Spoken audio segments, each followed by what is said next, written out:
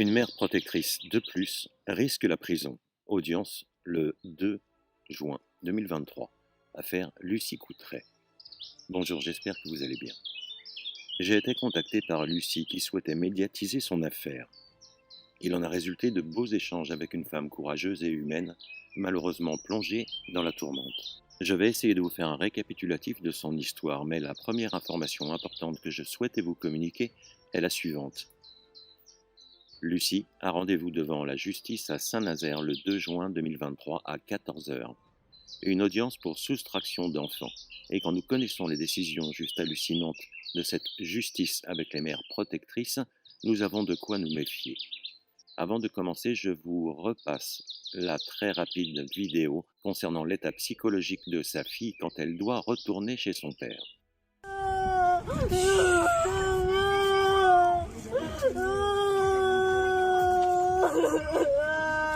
Il faut y aller, Yaël, ton père attend. Il faut y aller, Yaël, ton père t'attend, tu sais.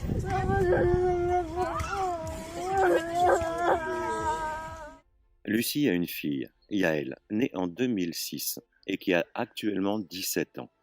Elle est autiste et malheureusement à ce jour suivie dans une institution inadaptée à son autisme. Et depuis 2018, c'est son père qui en a la garde. Elle a eu cet enfant avec un homme qui depuis le début a été très peu présent, mais surtout très violent. Les années de vie avec cet homme peuvent se résumer ainsi. N'ayant pas de logement, il avait coutume de débarquer chez Lucie de temps à autre pendant environ 3 jours, puis disparaissait sans donner de nouvelles pendant plusieurs jours et jusqu'à plusieurs mois. Mais quand il était présent, la violence était malheureusement présente également. Et c'est dans ces conditions que Yaël est venue au monde et qu'elle a grandi. Déjà, à 2 ans et demi, elle avait été diagnostiquée comme autiste, mais à 6 ans, en 2012, dans un centre CAMPS, elle sera confirmée comme un autisme atypique sans trouble du comportement. Son père avait trouvé à l'époque un médecin sur Internet qui, cerise sur le gâteau, avait été rayé de l'ordre des médecins. Ce dernier lui préconisera de faire des injections d'un traitement expérimental. Et c'est ce que le père a fait. Il avouera même lors d'une expertise psychiatrique demandée par le juge des affaires familiales pour tous les membres de cette famille, avoir fait des injections expérimentales sur sa fille. Cette affirmation ne débouchera sur aucune enquête et aucune suite. Lucie fera les démarches nécessaires pour que sa fille soit scolarisée dans une institution adaptée, une école Montessori, spécialisée pour les enfants atteints d'autisme, où Yaël s'y épanouira pendant 3 ans, avec des personnes réellement formées sur l'autisme et aptes à s'occuper d'elle. Incompétence du père. Quand enfant, Yaël passait des vacances chez son père, violent, rappelons-le, elle était rendue avec une valise remplie de linge sale et malodorant. Elle était rendue à Lucie dans un état d'hygiène pitoyable, et bien loin de ce qu'une maman peut apporter à sa fille en la pouponnant. Lucie se souvient avec émotion qu'à 10 ans, Yaël lui avait été rendue les cheveux rasés et en pleurs. Le père prétextant qu'elle avait eu des poux. Cela sera un choc aussi bien pour Lucie que pour sa fille. Un traumatisme que malheureusement beaucoup de femmes connaissent quand elles sont sous chimiothérapie, avec cette perte de cheveux et de féminité. Et il faudra beaucoup d'efforts à Lucie pour aider sa fille pendant cette période traumatisante. Devant l'incompétence du père, le juge des enfants avait même décidé que ce dernier, quand il avait sa fille pour les vacances, soit accompagné d'une personne qui devait être présente lors des toilettes intimes de Yaël, suite à un manque d'hygiène évident. C'était avant que tout ne bascule, avant l'inversement accusatoire. En 2014, Lucie va demander de l'aide à une avocate concernant les violences qu'elle subit et concernant sa fille. Cette dernière va lui conseiller de faire appel à une association liée à l'aide sociale à l'enfance, ce qu'elle regrette amèrement aujourd'hui. À cette époque, une éducatrice venait au domicile de Lucie, et cette éducatrice fera en sorte de placer Yaël dans un IME, Institut médico-éducatif pour enfants polyhandicapés, un endroit que n'appréciera pas Yaël et qui la perturbera, et pour Lucie, l'évidence que ce dernier ne correspond pas à l'autisme de Yaël. Et c'est à partir de ce moment que les choses vont s'inverser progressivement et que Lucie va passer d'une mère aimante et dévouée au bien-être de sa fille à une coupable. Mais coupable de quoi? Certainement coupable de vouloir s'occuper au mieux de sa fille. En 2017, Lucie portera plainte à nouveau pour violence contre son ex. Cette plainte ne sera pas classée sans suite comme les autres vu que les actes de violence se sont passés à l'école Montessori, où était scolarisée sa fille et devant des parents d'élèves qui assisteront à cette agression. Et ce père violent sera condamné à 2 mois de prison. 2 mois de prison avec sursis. Constatant que Yaël ne s'épanouit pas dans l'IME dans lequel elle est placée, Lucie prendra la décision de l'en retirer et choisira d'aller vivre dans sa maison familiale, située à Belle-Île-en-Mer. Nous sommes alors en 2017. Elle arrivera à faire en sorte que Yaël y soit suivie par un professionnel, avec des soins adaptés de 2h30 par jour. Et c'est à ce moment-là que tout va basculer. Cette décision n'ayant pas du tout été appréciée par l'éducatrice, le père, appuyé par cette dernière, va faire appel à la justice, et ce dernier va demander la garde de l'enfant, ce qui permettra également que Yaël soit replacée dans l'IME. Mais à cause de ce déménagement à Belle-Île-en-Mer, la lettre de convocation, un simple courrier sans recommandé, n'arrivera à Lucie que 2 jours après la date de l'audience. Devant l'absence de Lucie et de Yaël lors de cette audience à huis clos, le père et l'éducatrice arriveront à leur fin, et la justice décidera le placement chez le père. Yaël ne passera pas plus de 3 mois avec sa mère à Belle-Île-en-Mer, et sera obligée de quitter Lucie pour aller vivre chez son père à Blois, et d'être à nouveau placée dans l'IME décidé par l'éducatrice de l'aide sociale à l'enfance. Lucie fera appel de cette décision, la garde ayant été donnée sans contradictoire, Lucie n'étant pas présente. Elle a fait appel fin décembre 2017 et il lui faudra attendre 3 ans pour avoir la décision du juge des affaires familiales. Nous nous retrouvons donc d'un côté avec un père incapable ou ne souhaitant pas s'occuper correctement de sa fille, mais réclamant la garde de cette dernière, mais pour quelle raison? Ayant prouvé par le passé son incompétence à pouvoir correctement s'occuper de sa fille.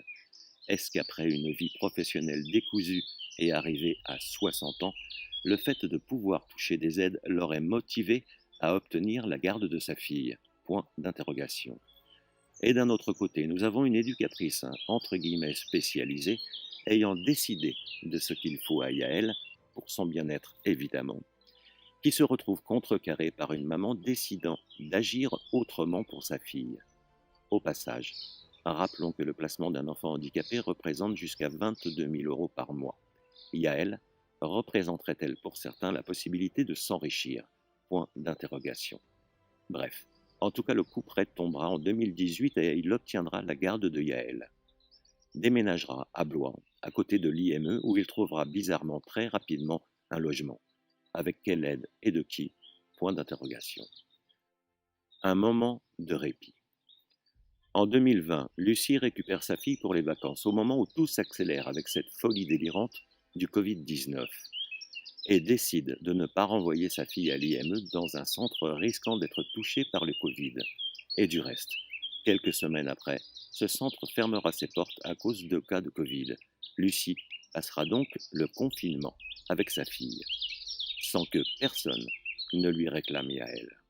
Ni le père, qui y voit certainement un avantage, celui de ne pas avoir sa fille 7 jours sur 7 et 24 heures sur 24, ni l'aide sociale à l'enfance, ni l'IME.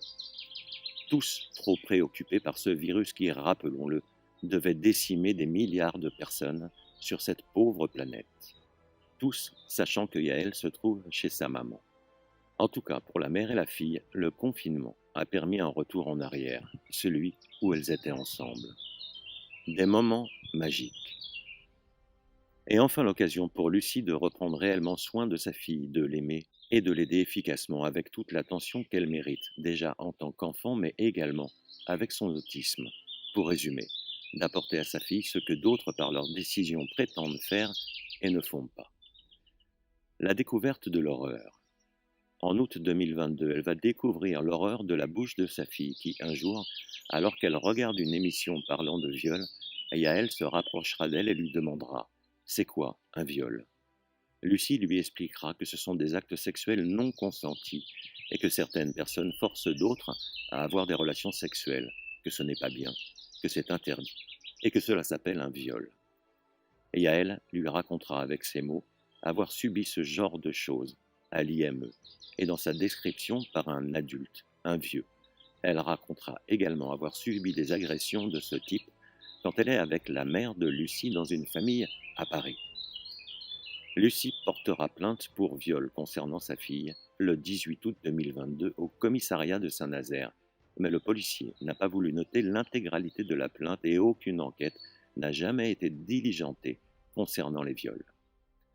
Lucie a déjà contacté plusieurs associations, comme par exemple Autisme France. Ces associations ne semblent pas avoir réellement de pouvoir et de plus, le fait qu'il y ait eu des viols dans son affaire fait que personne ne veut s'engager. Elle n'a donc pas de soutien de la part des associations, le sujet étant sans doute trop sensible.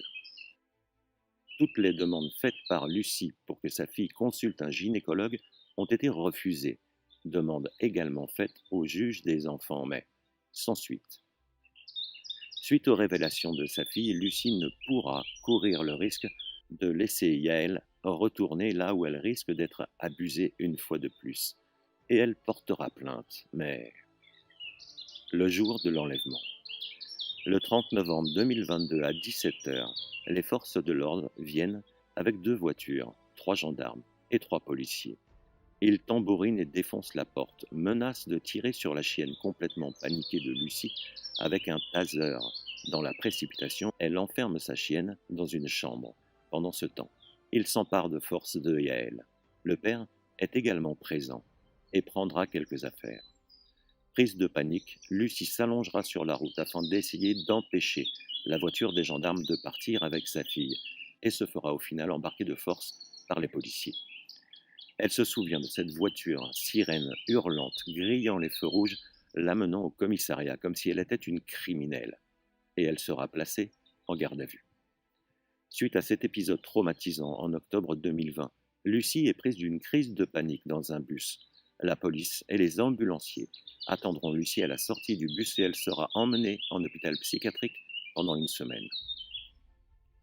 Dans cette affaire, tout le monde se renvoie la balle. Rétention d'informations, refus du juge des enfants pour que Yael soit examinée par un gynécologue, visite médiatisée dernièrement refusée, et le père qui supprime les visioconférences avec sa fille.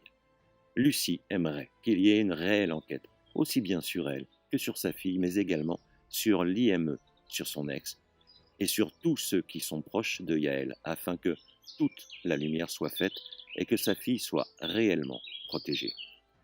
J'arrête ici ce récapitulatif, alors que suite à nos échanges, j'ai noté énormément d'autres informations. Et il reste beaucoup d'éléments que je n'aborde pas, ne souhaitant pas être trop long. Vous pouvez en savoir plus en cliquant sur son témoignage publié sur la chaîne de Christophe. Le lien est dans le descriptif. Et je vous rappelle cette information importante. Lucie a une audience le 2 juin à Saint-Nazaire à 14h pour soustraction d'enfants et elle risque la prison. Merci à ceux qui auront eu le courage de m'écouter jusqu'au bout et merci à vous de partager cette vidéo. Merci pour Lucie. Prenez soin de vous et de vos proches. À bientôt, ici ou ailleurs. Portez-vous bien.